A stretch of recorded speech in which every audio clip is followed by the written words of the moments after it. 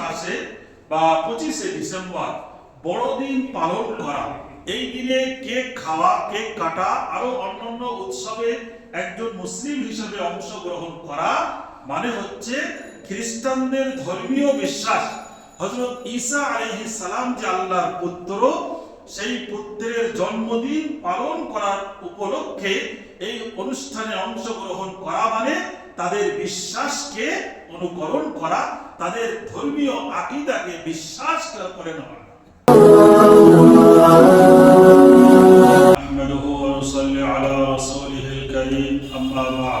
আজকে আলোচনার বিষয় হলো ভিন্ন সংস্কৃতির আগ্রাসন ও আমাদের করণীয় কি।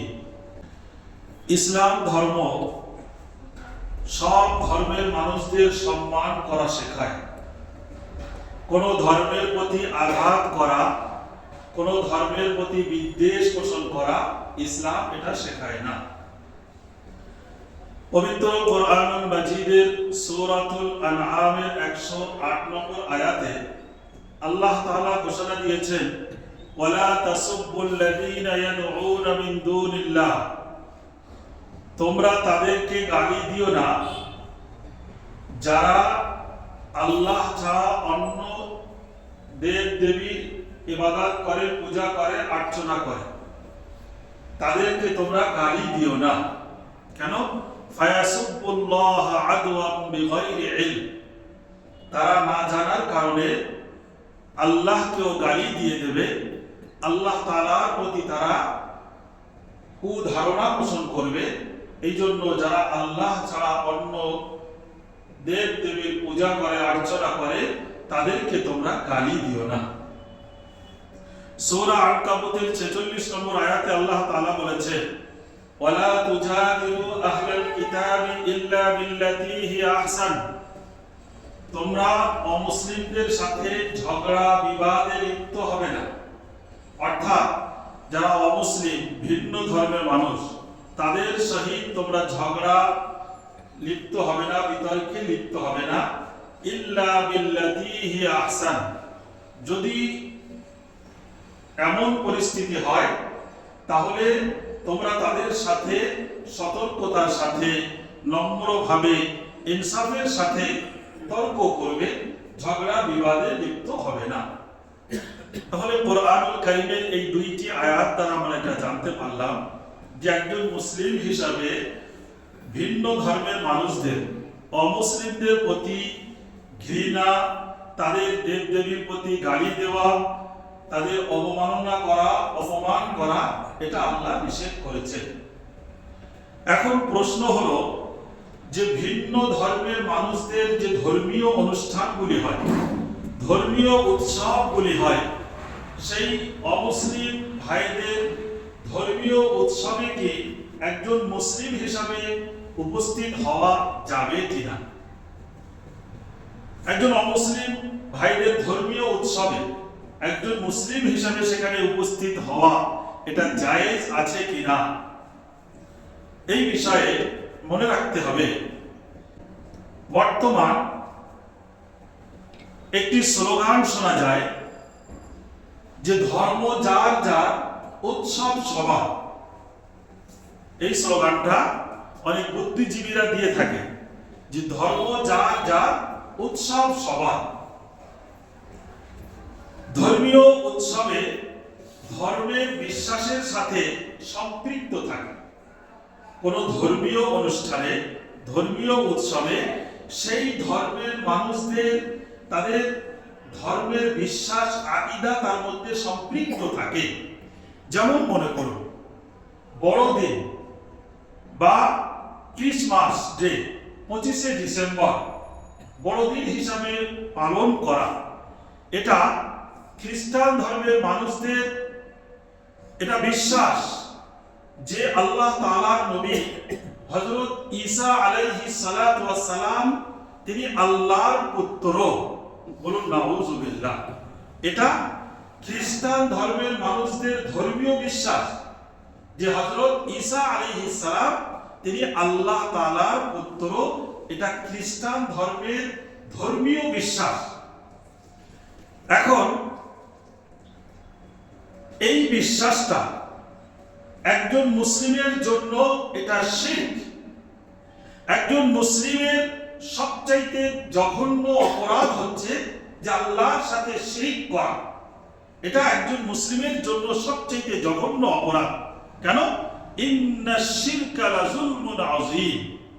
অবশ্যই অবশ্যই শিরক হচ্ছে বড় মহা অপরাধ। তাহলে বোঝা গেল যে একটা ধর্মের মানুষদের ধর্মীয় উৎসবে তাদের ধর্মীয় বিশ্বাস থাকে, সেই বিশ্বাসে অংশগ্রহণ করা মানে তাদের বিশ্বাসকে আপন করে নেওয়া, তাদের বিশ্বাসকে লালন করার নাম। এই জন্য বোঝা গেল যে বড়দিনে, ক্রিসমাসে বা 25শে ডিসেম্বর বড়দিন পালন করা, এই দিনে কেক খাওয়া, কেক কাটা, আরো অন্যান্য উৎসবে একজন মুসলিম হিসেবে অংশগ্রহণ করা মানে হচ্ছে খ্রিস্টানদের ধর্মীয় বিশ্বাস হযরত ঈসা আলাইহিস সালাম যে আল্লাহর পুত্র, সেই পুত্রের জন্মদিন পালন করার উপলক্ষে এই অনুষ্ঠানে অংশগ্রহণ করা মানে তাদের বিশ্বাসকে অনুকরণ করা, তাদের ধর্মীয় আকীদাকে বিশ্বাস করে নেওয়া। হযরত ঈসা আলাইহিস সালামকে যারা আল্লাহর পুত্র বলে বিশ্বাস করে, যাদের ধর্মীয় বিশ্বাস, সেই বিশ্বাসের প্রতি কাউকে শুভেচ্ছা জানানো, উইশ করা মানে হচ্ছে তার বিশ্বাসকে আমি আপন করলাম, সহমত পোষণ করলাম। যেমন একজন চোরকে চুরি করার কারণে তাকে উইশ করা যায় না, তাকে শুভেচ্ছা জানানো যায় না। একজন ডাকাতকে ডাকাতি করার কারণে তাকে শুভেচ্ছা জানানো যায় না, তাকে উইশ করা যায় না। একজন ব্যভিচারকারীকে উইশ করা যায় না, শুভেচ্ছা জানানো যায় না। ঠিক তদ্রূপ ভাবে যারা শিরক করে, সেই শিরকের অনুষ্ঠানের ছবি বা তার শুভেচ্ছা জানানো, উইশ জানানো, এটা তার সাথে সহমত পোষণ করার নাম হচ্ছে তার যেমন গুনার ভাগীদার হবে, যে তাকে শুভেচ্ছা জানাবে, সহমত পোষণ করবে, সেও তদরূপ গুনার ভাগীদার হয়ে যাবে। এই জন্য কোনো বড়দিনে বা কোনো ভিন্ন ধর্মের মানুষদের তাদের ধর্মকে সম্মান করা, তাদের ধর্মের যে উৎসবগুলি আছে সেই উৎসবে অংশগ্রহণ না করা, তাদের উইশ শুভেচ্ছা না জানানো, যাতে করে আমরা তাতে সহমত পোষণ না করি। কেন? আল্লাহ তাআলা বলেছেন ওয়ালা তাআওয়ানু আলাল ইসমি ওয়াল উদওয়ান। খবরদার তোমরা গুনার কাজে এবং অন্যায় কাজে সাহায্য সহযোগিতা করবে না। গুনার কাজে সাহায্য সহযোগিতা করতে আল্লাহ তাআলা নিষেধ করেছেন। ফিকহুস সুনান হাদিসের একটি কিতাব, 1575 নম্বর একটি হাদিস, মহানবী সাল্লাল্লাহু আলাইহি ওয়াসাল্লাম বলেছেন, মান কাসসারা সাওয়াদা কওমিন ফাহুয়া মিন। যে ব্যক্তি কোন সম্প্রদায়ের সংখ্যা বৃদ্ধি করবে, ফাহুয়া মিন, সে তাদের অন্তর্ভুক্ত বলে গণ্য হবে।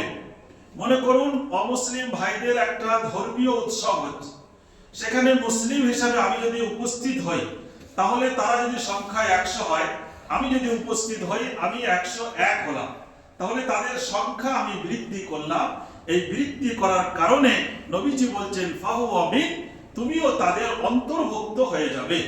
ওমান রাদিয়া আমালা কওমিন কানা শারীকুম মিন আমালিন বিহি। কোন মুসলিম যদি অমুসলিম ভাইদের ধর্মীয় রীতিনীতিকে সন্তুষ্ট মনে করে, তাহলে সেই ব্যক্তি তাদের যে গুনাহ, সেই গুনাহর সম্পূর্ণ ভাগীদার ওই ব্যক্তিও হবে যে সহমত পোষণ করবে। তাহলে বড়দিনে বা 25শে ডিসেম্বর বড়দিন হিসাবে পালন করা, এটা একজন মুসলিমের জন্য কখনোই উচিত নয়।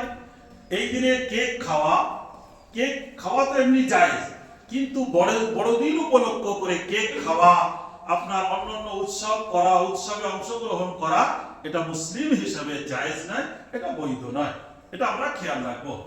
এবার আসুন, অপসংস্কৃতি আমাদের সমাজে কিভাবে আগ্রাসন হচ্ছে সেগুলো আমাদেরকে ভাবতে হবে। আমরা মুসলিম, আমরা আল্লাহ বিশ্বাসী, নবী পাক সাল্লাল্লাহু আলাইহি ওয়াসাল্লামের আদর্শে আদর্শিত আমাদের স্বতন্ত্র সংস্কৃতি আছে।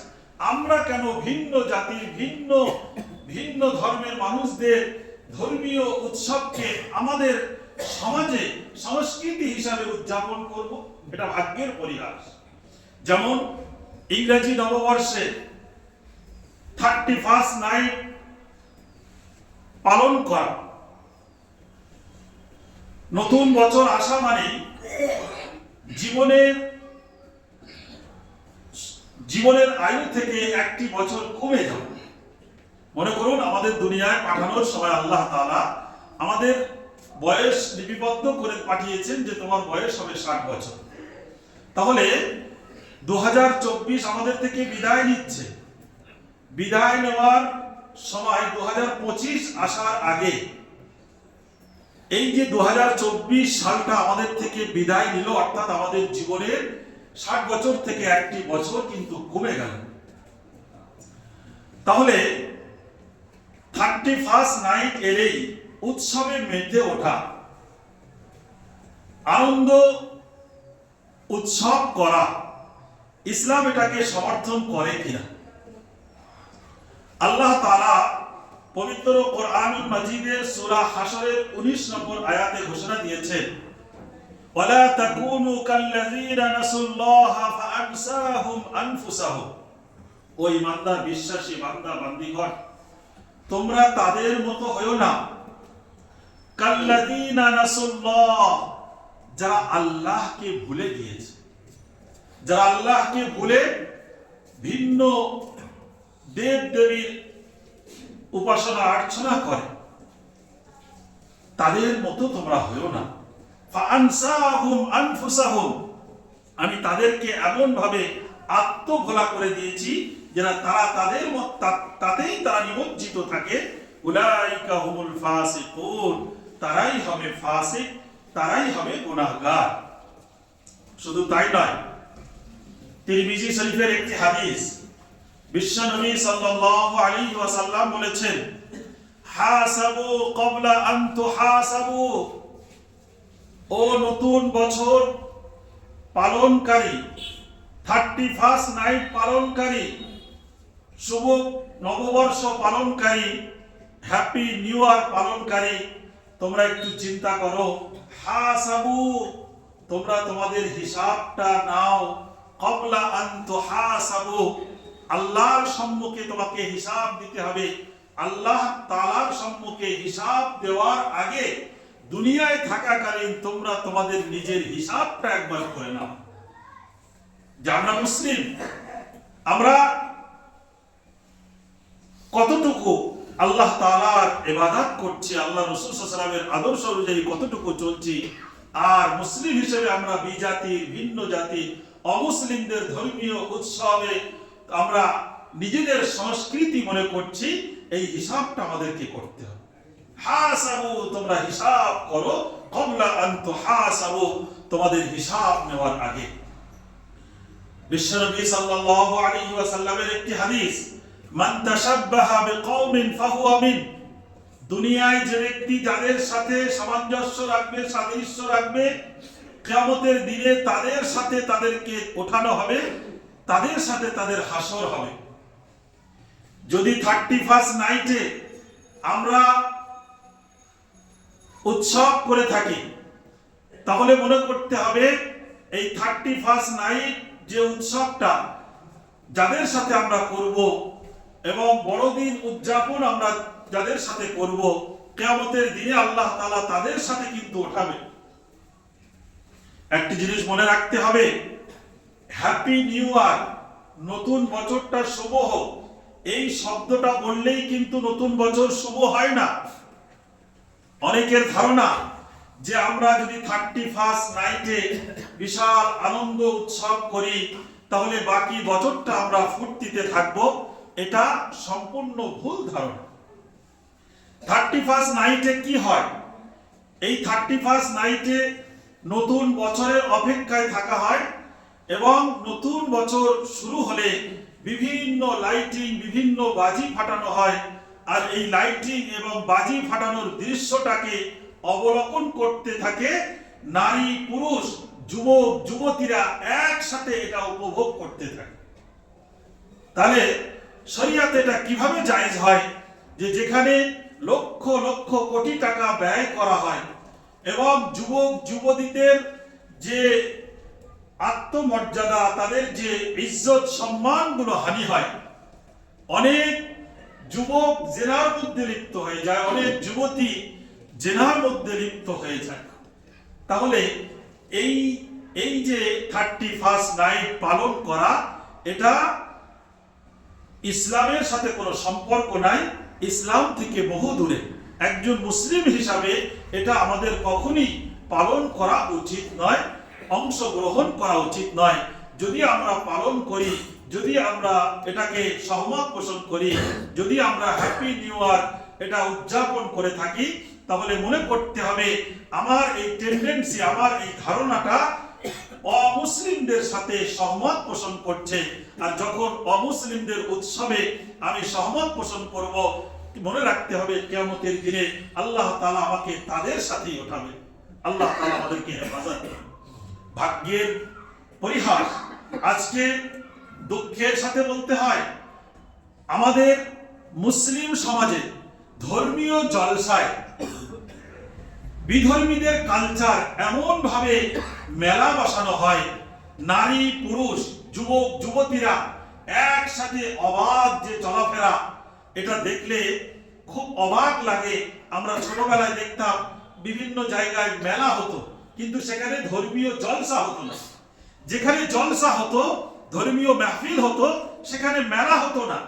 এখন ধর্মীয় সভার নাম দিয়ে কলমে এক সাইডে মেলা বসানোদেরকে অহরহ পারমিশন দেওয়া হচ্ছে, তোমরা জলসার কাছাকাছি বসবে না, দূরে অমুক মাঠে তোমরা মেলা বসাও। আর জলসা শুরু হয়েছে, জলসায় যদি দুজন লোক থাকে তাহলে মেলায় দেখা যাবে 2000 যুবক যুবতী একসাথে ঘোরাফেরা করছে, আনন্দ ফুর্তি করছে, হাসি তামাশা করছে, ঠাট্টা করছে। তাহলে ধর্মীয় উৎসবের নামে এটা আমাদের সমাজে এই যে অপসংস্কৃতির আগ্রাসন, এটা কিভাবে ঢুকলো?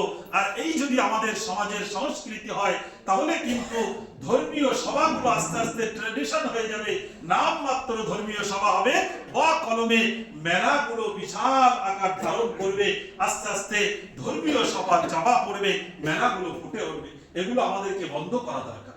শুধু তাই নয়, আমাদের মুসলিম সমাজে আমাদের নিজস্ব একটা সংস্কৃতি আছে, সেই সংস্কৃতি বাদ দিয়ে আজকে অনেক ফ্যামিলিতে দেখা যায় মুসলিম বিবাহ অনুষ্ঠানে বিশাল গান বাজনার অনুষ্ঠান হচ্ছে, আর দেখা যাচ্ছে তাতে মিলাদ মাহফিলও হচ্ছে। একদিন মিলাদ মাহফিল হচ্ছে, একদিন গান বাজনা হচ্ছে, একদিন হলুদ লাগানো হচ্ছে, অর্থাৎ মুসলিমদের রীতি একদিন পালন করা হচ্ছে, একদিন অমুসলিমদের রীতি পালন করে আমাদের বিবাহ কাজগুলো সম্পন্ন করা হয়। সব ফ্যামিলিতে হয় না, অনেক ফ্যামিলিতে হয়। এমন ফ্যামিলি আছে যারা বলে গান না বাজালে কি আর বিয়ে হয়? গান তো অবশ্যই বাজাতে হবে। তাহলে কত কত নিচে আমরা নেমে গেছি। আমরা দাবি করি যে আমরা মুসলিম, অথচ আমাদের কর্মকাণ্ড, আমাদের সংস্কৃতিগুলো এমন ভাবে অমুসলিম ভাইদের সংস্কৃতি ঢুকে গেছে, যেটা খুব দুঃখজনক। যে অপসংস্কৃতিগুলো আমরা যদি আমাদের সমাজ থেকে দূর না করতে পারি, তাহলে আস্তে আস্তে আমাদের এই সমাজ নাম কেউ আস্তে মুসলিম থেকে যাবে, কর্মে কিছু কাজ হবে না, কাজে কিছু মুসলিম থাকবে না। শবে বরাতের সময়, শবে বরাতের রাত একটা পবিত্র রাত, এই রাতে অমুসলিম ভাইদের মতো বাজি ফাটানো এটা কত জঘন্য অপরাধ। যে শবে বরাত আসলে বাচ্চারা বাজি না ফাটালে যেন শবে বরাত তাদের পালন হয় না, এটা আবার কোন ধরনের সংস্কৃতি? একটা পবিত্র রাতে অমুসলিম ভাইদের একটা সংস্কৃতিকে আগ্রাসন করা, ঢুকিয়ে দেওয়া, এই জাতিকে টিকিয়ে রাখা মুশকিল হয়ে যাবে। শুধু তাই নয়, দুঃখের সাথে বলতে হয় আমাদের যুব সমাজ এত নিচে নেমে গেছে, যাদের চুল দেখলে বোঝা যায়। আমাদের যুব সমাজের কিছু কিছু যুবক আছে যাদের চুলের কাটিং, হেয়ার স্টাইল এত নগণ্য যে তাদের মাথার দিকে দৃষ্টি করা যায়। চুল মানুষের সৌন্দর্যের একটা প্রতীক অবশ্যই, এবং চুল মানুষের ব্যক্তিত্ব ফুটিয়ে তোলার একটা মাধ্যম। অনেক মাধ্যমের মধ্যে এটা একটা মাধ্যম, মানুষের ব্যক্তিত্বকে ফুটিয়ে তোলে চুল। তো এই চুলটাও রাখতে হবে আমাদের বিশ্বনবী সাল্লাল্লাহু আলাইহি ওয়াসাল্লামের সুন্নাত এবং তরিকা অনুযায়ী। আমরা যদি মুসলিম বলে দাবি করে থাকি, তাহলে আমরা কোনো নায়ক নায়িকার তাদের চুলকে আমরা ফলো করব না। আমরা এদিকে দাবি করছি যে আমরা মুসলিম, আমার চুল কাটার সময় সেলুন ওয়ালাকে বলছি, বাবু আমাকে অমুক নায়কের মতো চুল কেটে দাও, তাহলে আমরা কেমন মুসলিম? এটা ভাবতে হবে আমাদেরকে। নামে মুসলিম হলে হবে না। বিশ্বনবী সাল্লাল্লাহু আলাইহি ওয়াসাল্লাম চুল রাখার ব্যাপারে তার তরিকা, তার আদর্শ হলো যে নবীজি কখনো অফরা, লুম্মা, জুম্মা এই 3 ধরনের চুল রাখতেন। অর্থাৎ কানের লতি পর্যন্ত, কানের মাঝ বরাবর এবং কাঁধ পর্যন্ত তিনি চুল রাখতেন। আর মাথার সামনে, পিছনে, সাইডে, চতুর্দিকে সমান ছোট ছোট করে চুল রাখা এটা জায়েজ আছে। কিন্তু বুখারী শরীফ, মুসলিম শরীফে পরিষ্কার হাদিস আছে, নবী করিম সাল্লাল্লাহু আলাইহি ওয়াসাল্লাম কযা করতে নিষেধ করেছেন। সাহাবায়ে কেরাম জিজ্ঞাসা করলেন, ইয়া রাসূলুল্লাহ, ইয়া হাবিবাল্লাহ, কযাটা কি জিনিস? নবী করিম সাল্লাল্লাহু আলাইহি ওয়াসাল্লাম বললেন, কযা হলো যে মাথার কোনো এক সাইডের বা 2 সাইডের অংশ চেঁচে ফেলা আর উপরের অংশের চুলগুলো বড় রাখা, এর নাম হচ্ছে কযা। এই কযা অর্থাৎ মাথার এক সাইড বা 2 সাইডের বা পিছনের সাইডের চুল একদম চেঁচে ফেলা আর উপরের সাইডে লম্বা লম্বা চুল রাখা, এটাকে কযা বলে। এটা নবী করিম সাল্লাল্লাহু আলাইহি ওয়াসাল্লাম কঠোরভাবে নিষেধ করেছে এবং এটা কঠোরভাবে তিনি মানা করেছেন। তাহলে মুসলিম যুবকদেরকে আমি বিশেষভাবে আবেদন করব যে আমরা মুসলিম হিসাবে আমরা বিজাতি বা কোনো নায়ক নায়িকার আমরা ফলো করব না, আমরা ফলো করব বিশ্ব নবী সাল্লাল্লাহু আলাইহি ওয়াসাল্লামের রীতি এবং রীতিকে। শুধু তাই নয়, পুজোর সময় অংশগ্রহণ করা। পুজোর মধ্যে একটা পুজো হয়, যে পুজোর নাম হচ্ছে সরস্বতী পুজো। হিন্দু ভাইদের বিশ্বাস হচ্ছে যে জ্ঞান দান করেন এই সরস্বতী মা। এটা হিন্দু ভাইদের ধর্মীয় বিশ্বাস। একজন মুসলিম হিসাবে এটা বিশ্বাস কখনোই করতে পারে না যে সরস্বতী দেবী তিনি জ্ঞান দান করে থাকে। এটা মুসলিমদের বিশ্বাস কখনোই হতে পারে না। একজন মুসলিম যদি এই বিশ্বাস করে তাহলে সে শিরক করবে, সে আল্লাহর সাথে শিরক অংশীদার করবে, সে মুশরিক হয়ে যাবে। তাহলে একজন মুসলিম তার ছেলে মেয়েকে সরস্বতী পুজোয় পাঠানো হিন্দু ভাইদের বিশ্বাস তিনি জ্ঞান দান করে, তাহলে সেই সরস্বতী দেবীর পূজায় একজন মুসলিম সন্তানকে পাঠানো মানে যে সেই হিন্দু ভাইদের ধর্মীয় বিশ্বাসকে সে সহমত পোষণ করলো।